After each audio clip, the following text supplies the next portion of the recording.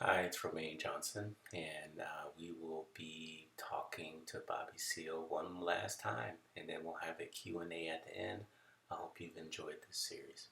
Because we're doing good on time. We're going to be done probably another 10, 15 minutes or so. But Of I course. wanted you had mentioned that the Black Panther Party didn't have a lot of members, but your membership exploded after In 1968, Martin Luther King's assassination. immediately And after. Bobby Hutton's death also led you to realize that you needed better training and you needed survival programs, right? You needed to Yeah, start to well, what create happens a is program. we had a rally schedule. First, I'm gonna show a picture of one of the free breakfast for children program, Free which Breakfast you for guys, Children program. right? So I didn't start that till September of 1968.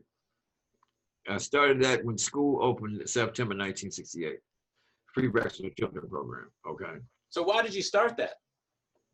Well, I really started because somebody showed me a picture of a child with rickets, they call it, with the bloated stomach and down in Mississippi somewhere. And I says, wait a minute, what is this? You know what I mean? And said, that's from hunger, etc. Boom, boom, boom. I says, hunger. And talking with party members and a few other people and what have you, I said, well, let's start a free breakfast for children program right here in Oakland because I can imagine that after welfare check day, I think they got the welfare checks every 2 weeks or something at the time. And boom, boom, boom. I said, there's a lot of poor people. Boom. And so I started Free Breakfast Student Program at St. Augustine's Church, at which I had already developed good relationships with, uh, with, with Reverend Earl Neal, Yeah. Father Reverend Earl Neal at the Episcopal at St. Augustine's Church at 27th and West Street in West Oakland. And you see, I already making voter registrars I was doing at the church. You see what I'm getting at?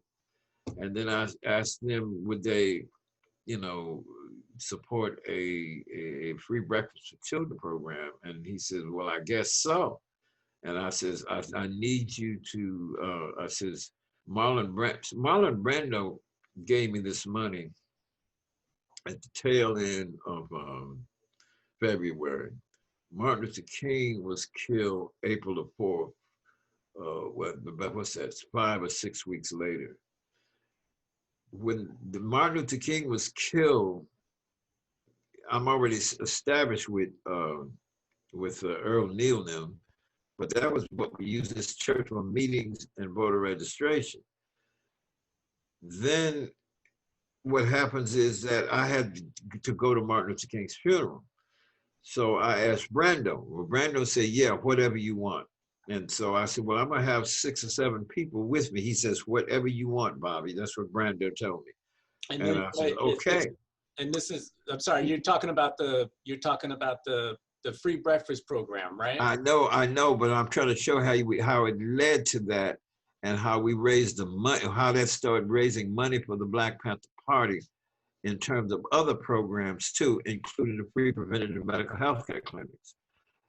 So that is how he paid way for everything for Martin Luther King's funeral for all 8 people that went with me there, and that solidified things. Martin Luther King had been killed. Bobby Hutton was killed. I stopped a riot in North Richmond, the same place where Denzel Dow was killed. I went out there and told all those brothers. Well, they knew me. I worked that community. I put job programs up that community. And I tell all the brothers and sisters to get off the street, et cetera, blah, blah, blah, blah, blah. My point, though, is everybody from across the country wants me to come speak and help them start a chapter of the Black Panther Party. I tell them, go to the colleges.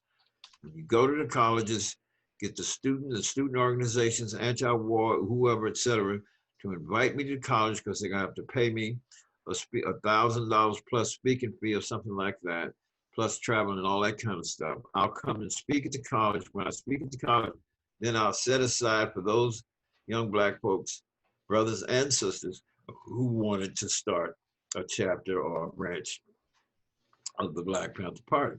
That's right. So I was quite busy doing that. But Brando paid for everything for my crew for the 3 or 4 days we were there, airfare travel, hotel, what have you, etc. when we got there. And then I met other, when I got there, Brando had his crew was Brando, James Baldwin, Tony Franciano, and a couple of other people who were there, who were popular known people. In his suite or room areas, they were meeting there, and I went to meet them. And then the next day, we went to the other hotel where Sister Coretta King and the other movie actors were. And it blew my mind when I got there. I went with Brando, and I met the Rat Pack. Boom! I met Sidney Poitier. I'm, I'm shaking hands. I'm flabbergasted. Then I walked in another room. Sammy Davis Jr. I met him. Oh, I met Eartha Kitt. I was flabbergasted because believe it or not, all these people were like acting heroes to me. You know, I'm a stage actor too. You know, because I watched actors too. I'm just saying that was something for me. And when I got through with that, you're talking about money start coming in, and people says, my Brando called me, these people down here want to donate money and they want a nonprofit. I got Earl Neal to let his church, so his board got together, me, him, and the board, etc. And I said, the money could come into the church and you could disperse the money to me in our programs. So if you will authorize, so I got Charles R. Gary, the lawyer, says, okay, boom, boom, boom. So that's where they set the whole thing up. And you could send money to the church. And I told them they could take 5%. They said, no, we don't want to do that. I said, I insist that you do for management purposes. And that's when all the money started coming in. That's also part of how the party grew. So Brando himself donated over $50-some thousand to me in pieces, you know, down to the fall. And then money started coming in. I initiated the concept of the free sickle anemia testing program, and then later the free breakfast for children program, and then later, and with the free sickle anemia testing program got extended once we got hooked up with Dr. Carlton Goodlett, medical doctor, surgeon, what have you, et cetera, who was a personal doctor of our lawyer, Charles R. Gary, and his law firm. Can you back up for a second though? Sure. So one thing I want to, so it's interesting. I found this quote. I thought it was interesting about the Free Breakfast for Children program. And this is from J. Edgar Hoover. He said, the Breakfast for Children program has been instituted by the BPP in several cities to provide a stable breakfast for ghetto children. The program has met with some success and has resulted in considerable favorable publicity for the PPP. The resulting publicity tends to portray the BPP in a favorable light and clouds the violent nature of the group and its ultimate aim of insurrection. Obviously, this was one of the signature programs, big enough where even the head of the FBI, J. Edgar Hoover, said that we need to neutralize it and stop it. And of course, I heard stories where essentially now the police would show up at these Breakfast for Children programs and try to intimidate you guys. They did, but we're talking about the fall in September. This is what was happening. This is when when they realized, you see, you have to understand why this man is doing this. Remember, I started one program in Oakland, California, right? But Martin Luther King is killed, and I'm also starting new chapters all across the country. From the time Martin Luther King is killed, well, we had that one rally before he was killed, which was a original early growth. But this is going across the country. I'm going to chapters and branches everywhere with an entourage. And even those first few months, we're armed on these aircraft. They didn't have no law that you couldn't carry no gun on the aircraft. I'm armed because we got too many threats. I'm talking about we have over it accumulated over a period of time over 3,000 threatening letters from Nazis, from Ku Klux Klan, from white racist Aryan groups, et cetera, et cetera. They're going to kill us. They're going to murder us. We're going to hang you. And pictures, boom, and defecation on toilet paper, boom. But I didn't throw those letters away. What I did, I told all party members, even as they grow, if you get threatening letters, I want you to take the letters, Xerox the envelopes, both sides, addresses, and all this return, Xerox the letters, and take the original letter, and you mail it to our chief counsel for the Black Panther Party, which is Charles R. Gary in San Francisco. Their law firm. This is a law firm that had about 10 lawyers in this firm, including Faye Stender and Jim Herndon, who were African-American lawyers, along with Dr. And see, Dr. Carlton Goodlett and all these guys knew each other. I mean, they were age in front of even me. You remember, I'm only a 30-something-year-old man at the time. You understand? I'm just saying, these guys were much older, including Charles Gary, et cetera, and they had been through their protest era, you know, with McCarthyism and all the other kind of crap prior to us coming on the scene. So that growth of that Black Panther Party was like this. Dr. King is killed. From April of 1968 to November, Nixon is elected that year. That's 7 months later. My organization grew from 400 members, you know, with that rally, you know, with that rally, to 5,000 members in the Black Panther Party and 49 chapters, branches, branch offices in a state. You know, if you got a chapter headquartered in Chicago, then the branch chapter down in East St. Louis, and that was in the state of Illinois, was a branch to the headquarters in Chicago. You see, the Black Panther Party's national headquarters was wherever I was, okay, because that was the central operation. But my point is, that's how the party grew. And in the context, the Black Panther Party's Breakfast with Children program. See, I would speak at the college and then take these brothers and sisters who wanted to start, probably maybe 20, 30, 40 of them in a room. And I said, you're going to start breakfast programs, you're going to start 3 health clinics, et cetera. You're going to do this. You're going to make assessments on all the political seats in your city and the county seats, the county supervisorial seats, and the sheriff seats. Who these people are, you want to read up on them and understand where they are, et cetera. One, are they liberal? Are they backwards? Are they racist, et cetera, blah, blah, blah, blah, blah. Because in the future, as you register people to vote, you gotta start registering people to vote with the programs.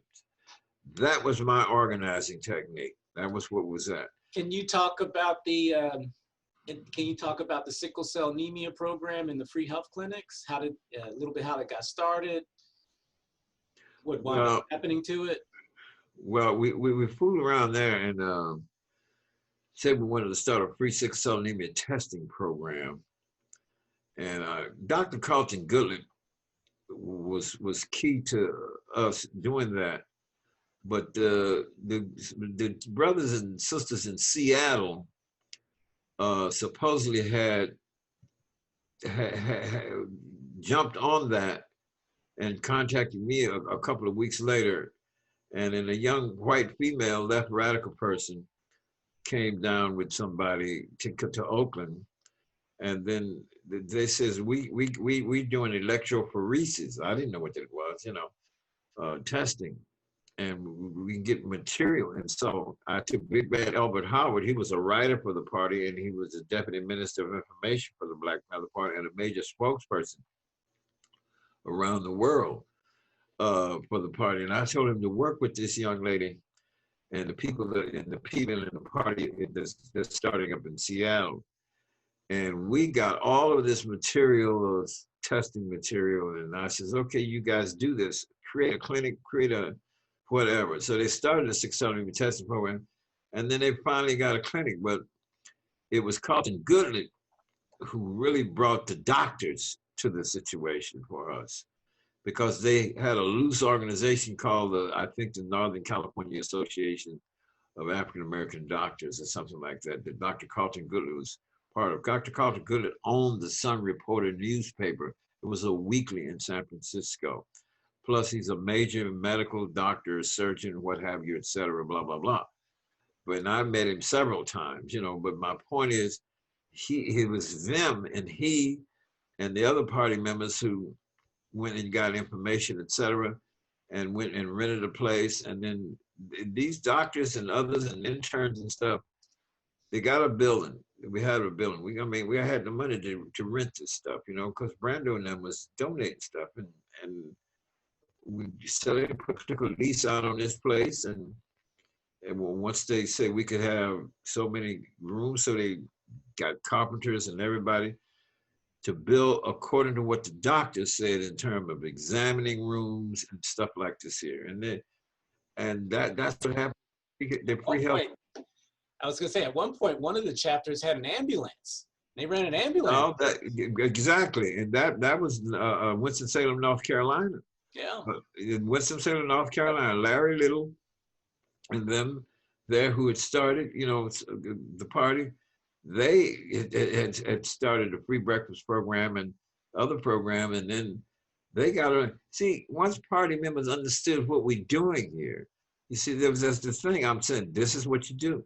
Any and every program you can put up that's free to the community, that we can serve the community, is attached to the voter registration drive. The more brothers and sisters we register to vote, you see what I mean?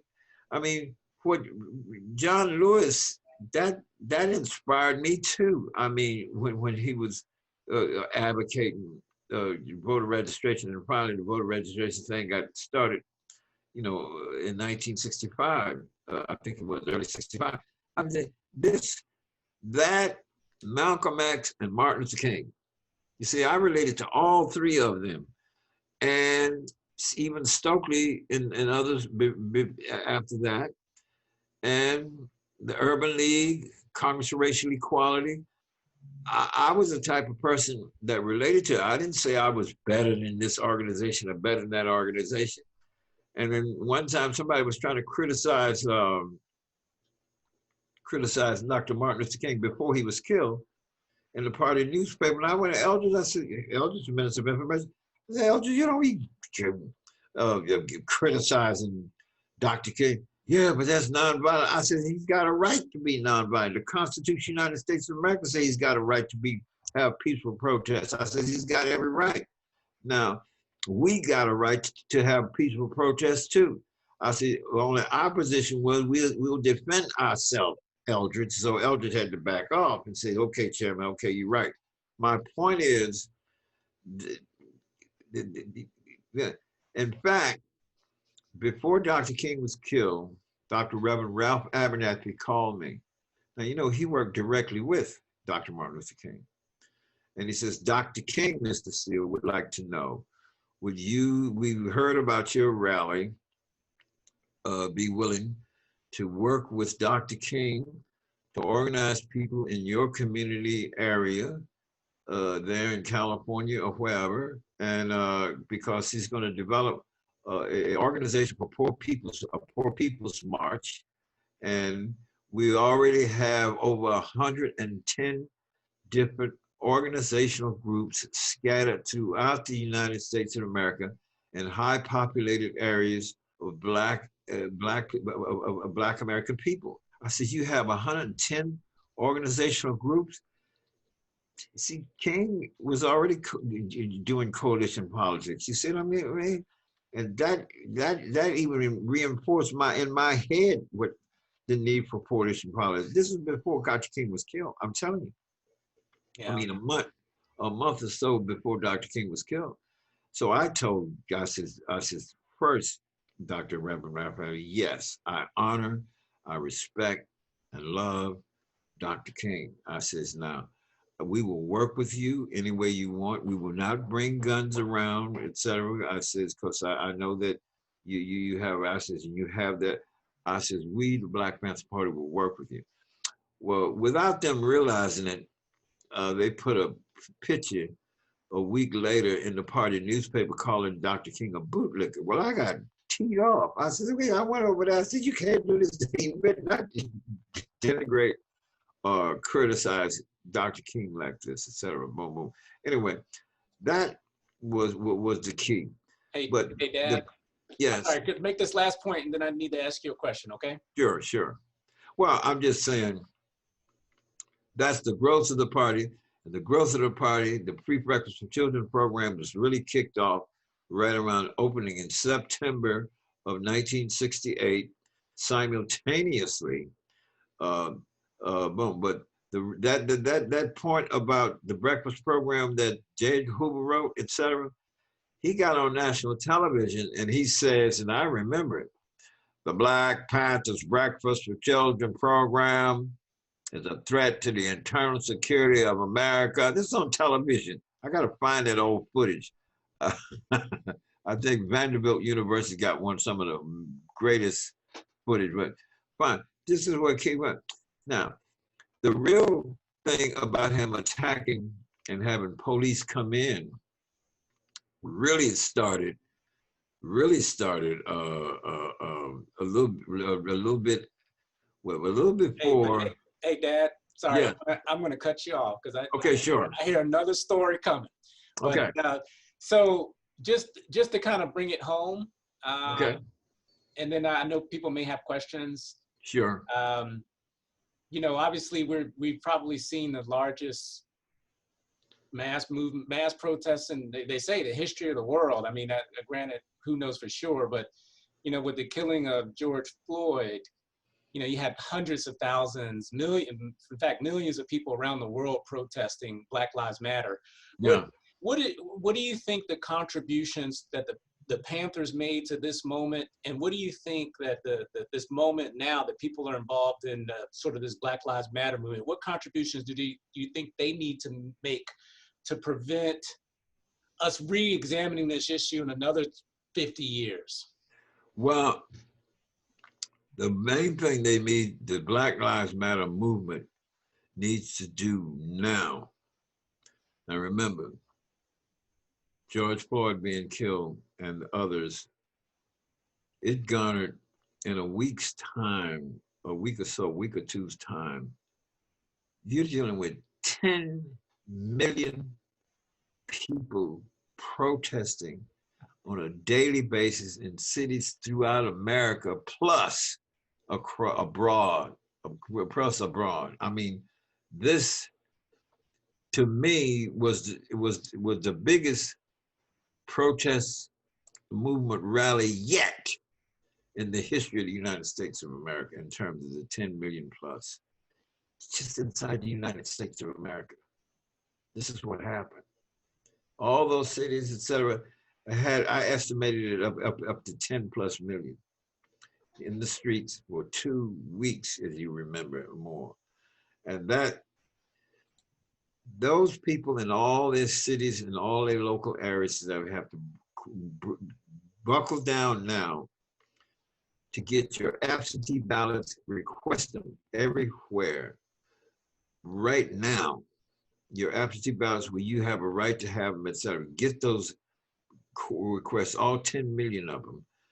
And also identify locations of sick senior citizens, etc., whoever, etc., and help them, you know, if they need to help and discuss with people, you know, the ballots, etc., and help them get their ballots done. That's important. And to get the ballots turned in, you know, etc. That's very, very, very important now. It's extremely important. Remember, if you know my history, they put me in jail for 2 years and all that stuff. I won all my cases that they put me in jail because we have the best legal team, and the NAACP helped us put that legal team together. of lawyers in the country as my organization grew, et cetera, blah, blah, blah. I'm just trying to tell you, that was the most profound thing. Because my idea was that new guards, I wanted to political seats, the city councils, political seats in the county supervisorial seats, and political power seat sheriffs. Sheriff's departments is a duly elected position. You see what I mean? That's what I was after in terms of the grassroots community where you're located. You see what I mean? More of those political seats. At this day, you can see the value of us registered to vote and united to vote. Look at what they're trying to do to repress the vote because it kicks the racists and the idiots and the avaricious people out of the situation. And you're trying to put progressive people in here that really truly solve the problem. That is what is most important. From the day one, when I started the Black Panther Party, I told the people after Huey recited that thing that night, you know, and boom, boom, boom. And I says, ladies and gentlemen, my name is Bobby Seale. I'm chairman of a new organization, the Black Panther Party. I'm chairman of this organization, et cetera. We're going to organize people here. We're going to get you registered to vote. And we're going to take over some of these political power seats so we can get some fair shares, equity out of all our tax monies, et cetera, and so on, blah, blah, blah, blah, blah. That's where I was coming from with the whole idea of the Black Panther Party. Running around, patrolling police. What do? We patrol police, what, 6 or 8 times in a 6 or 8 month period? I couldn't patrol no police every day. I had full-time jobs, a full-time job for the city government of Oakland. You know what I mean? I had a full-time job. Well, anyway, I'm gonna stop you right there because Okay. I know you'll keep it going till. But I appreciate you taking the time out to talk to us, and maybe we can do it again. Tell some more stories. But Okay, I want to see great. if anybody has questions. I see that Dr. Harley has a question. Feel free to ask. Okay. Oh yeah, thanks, Mr. Seale. Thanks for this bird's eye view into history. Is a true piece of you're actually historical figure yourself. Actually, you answered my question. It had revolved around the politics. And by the way, I have a copy of your book right here. I don't know if you can see this. Which one? This book. Power to the People book or? This is the one, Power to the People. And I don't know if you remember, but you actually autographed it for me. Oh, okay, okay. So thanks for that. But as I was reading through this, you talked about your Peace and Freedom Party and the election of Ron Dellums, and also Yes. you're running for governor. I'm not governor, mayor of Oakland. Mayor of Oakland, yes. Yeah, right. So this evolving from a social justice into a force for politics. I mean, you've already alluded to all that, but I want to thank you for bringing this to us. Yeah. Okay. Well, that's what Black Lives Matter has done in the protest level of it to bring this to the level of it. You know what I mean? I'm so happy that this young generation of brothers and sisters and people and friends and got out there. And it's that technology. Because I remember when Rodney King was done, you know, I was sending out information to colleges, and I've spoken in like a lot of colleges, but one of the things that got offered me was that video stuff. So I was suggesting then that we have to get brothers and sisters and people network with cameras, and these old bulky cameras. It wasn't these phone cameras, you know what I mean? I says, and network with these so we can video. But then 10, 15 years later, we have these phones and boom, to see that young man, George Floyd, murdered like that, showed to all the people in the country, and I was right. If we could video and put this up, we could organize the people, and we could organize for greater, practical, relevant social change. Our constitutional democratic civil rights being allowed and respected and implemented and institutionalized. We got another question that from Dr. Taylor. Okay. Hello. Hello. Yeah, hi. Just really quite an honor to have an opportunity to hear you and you know, recite some of this incredible history. I would just like to ask you, you know, what happened back when the Black Panther Party was started and what's happening right now. There's obviously a lot of parallels, but you know, the opportunities for not only for us to come together as a community, because you know there have been divisions, just as there were divisions back when you started the party within our own community, but to be able to reach other races and other cultures who are standing together. I mean, where do you see that? Where do you see that going, and how can we, you know, continue to bring our own community closer to help each other in the future? Well, I think that coalition politics was always a factor in how I related and organized and led the Black Panther Party in the very beginning. And we had a coalition with the Peace and Freedom Party a little bit before, 2 or 3 months before we coalesced with Dr. King.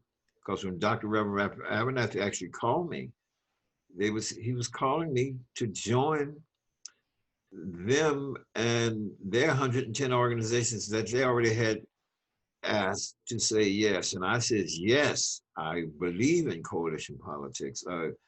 You know, I'm not going to say I'm better than you, et cetera, and I'm separating from this, and I'm saying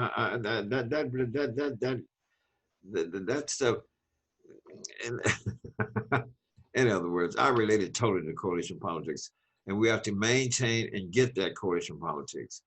And I see the progressive caucus in the federal level, and any progressive caucuses that we have on state level or city level, et cetera. Now, in Oakland, California, now we have 15 or 16 significant functioning operational nonprofit entity organizations. You see what I mean? I work with the Dr. Martin Luther King Freedom Center. I'm advisor mode to another one, you know, Eastside Arts Alliance and so on. And whatever else comes up, depending on what I can do or how I can ask them to do. And I try to help raise funds for them and my particular program. My particular program right now is community cooperative housing, beginning with my nonprofit entity, Environmental Renovation Youth Jobs Projects. You may, as I told you, remember about Carpenter in the Builder. I'm about building housing. This is what I'm going to be about in these last few years of my life, and with what have you. Yeah, they got a movie and stuff coming out depicting me coming up in October. Netflix is going to kick it out, called The Trial of Chicago 7. Well, I'm the 8th defendant in that movie. And there's a young man, I forget his name right now. I think he's from Yale University. He's playing me, Bobby Seale, because 7 weeks in that courtroom trial, you know, me and that judge went round and round because he was violating, as far as I was concerned, my Sixth Amendment constitutional right to have legal counsel of my choice and not his choice. You know what I mean? And of course, I was in jail at the time while this trial was going on because they already had falsely charged me with another situation in New Haven, Connecticut. Anyway, I went through that. I won my cases, you know what I mean, et cetera. And I'm very proud of that. And I'm trying to make a movie out of this stuff, depending, you know, if a real good movie about this history, a movie series really about this history, because there's so much history with my party members, my people, 5,000 people. Half of them were rally Panthers, but I love rally Panthers because these are part-time Panthers because they got other things to do in life. But when very programs come around, they would come to rally. And then when it came down to getting the vote out and getting people registered to vote, those rally Panthers did a lot of work, you know what I mean? Along with the full-time Panthers. coalition politics is just the best and necessary thing. We live on this earth together. I see Homo sapiens has to evolve now and understand, realize, know, and make sure their ideas and understanding correspond correctly to reality, and get this pandemic thing. You know what I mean? Obviously, Trump's ideas and concepts do not correspond correctly to the reality of what our human liberation is about, and so on. I mean, we could go on and on and on about this, but Well, that's I'm gonna close things up. It's been real. Like I said, maybe we can do it again. We recorded this, so I'll make sure I take the time out to edit it and get it down and share it with everyone. Maybe we could put it on our Facebook page, and of course I'll share it with you as well, Mr. Seale. And yes, son. anyway, thank you so much for doing this for me. I know it's Sunday evening. It's getting a little bit late. It's about 4:30 Central Time, 5:30 East Coast Time, and I guess about, what, 3:30 your time? So Yes. anyway, and everyone on the line, I think I'm just going to end the meeting in a few minutes. I'll let people leave on their own accord, but thank you so much, and keep an eye out in your emails. Again, we're going to have more of these virtual grand rounds, so that way we can, really you take this platform and use it to our advantage, to get the word out and boost our amplify our message, if you will. Thank you so much, and that's it, guys. Thank you. And I thank you guys. Thank you. Well, I hope you guys enjoyed the series, and it was a real pleasure talking with Mr. Seale. We'll try to have more of these series in the future, and stay tuned for other grand rounds from the Harry Barnes Medical Society. Take care and be safe.